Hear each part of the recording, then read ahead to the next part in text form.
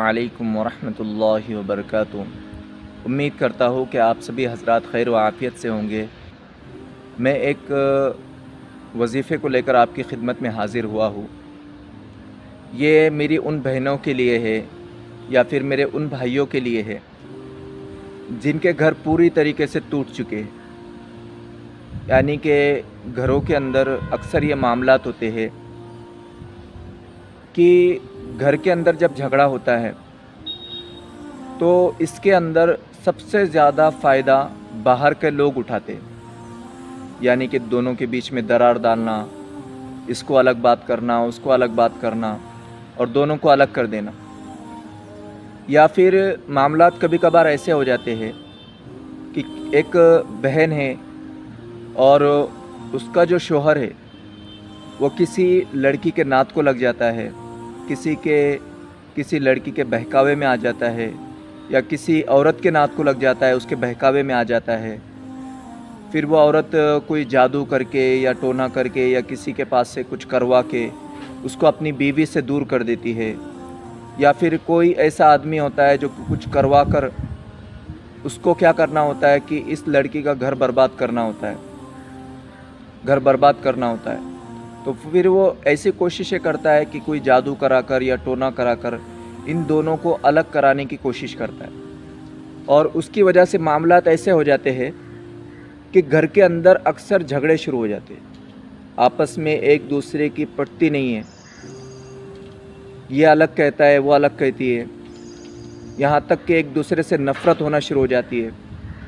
फिर आपस में जो रिश्तेदार होते हैं, समधी होते हैं, जो समधी समदन होते हैं, इनके भी आपस में एक दूसरे से लड़ाई होना शुरू हो जाती है। आपस में मोहब्बत नहीं रहती, प्यार नहीं रहता, सब कुछ ख़त्म हो जाता है। यहाँ तक कि आदमी अपनी औरत को छोड़कर चला जाता है किसी गैर औरत के पास में।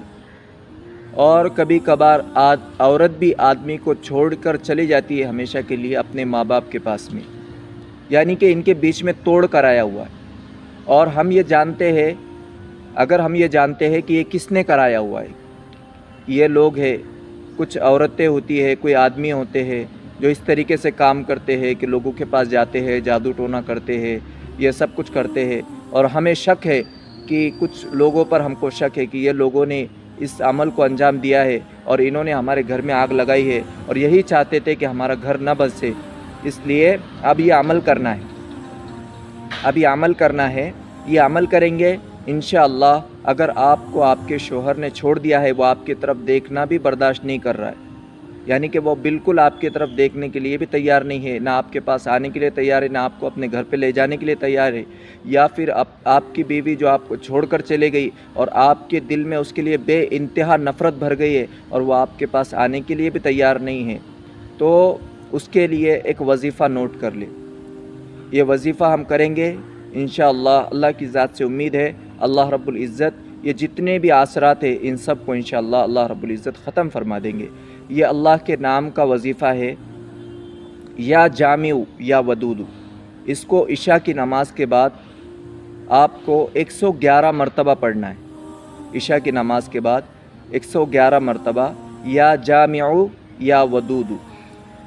और रोज़ आपको क्या करना है कि सूरह नूर की तिलावत करनी है। नूर की तिलावत आप करेंगे उस वक्त में, उसके बाद आपको दुआ करनी है, आपको अल्लाह से दुआ करनी है।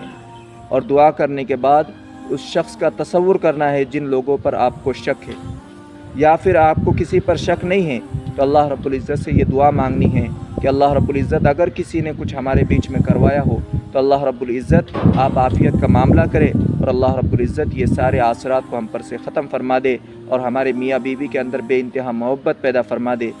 41 डेज़ तक ये अमल करना है, 41 दिन तक ये अमल करना है।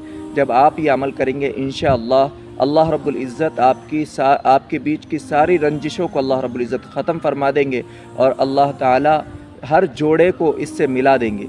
ऐसा वजीफ़ा है कि इससे हर जोड़ा मिल जाएगा। इसलिए ये वजीफ़ा करें इंशाअल्लाह। मैं भी दुआ करूँगा कि अल्लाह रब्बुल इज़्ज़त आप जितने भी मैं आपको वज़ाइफ देता हूँ, अल्लाह रब्बुल इज़्ज़त आप सबको अल्लाह रब्बुल इज़्ज़त آپ کی ہر مشکلوں کو دور کرے اور آپ کے سارے وظائف کو قبول کرے۔ السلام علیکم ورحمۃ اللہ وبرکاتہ۔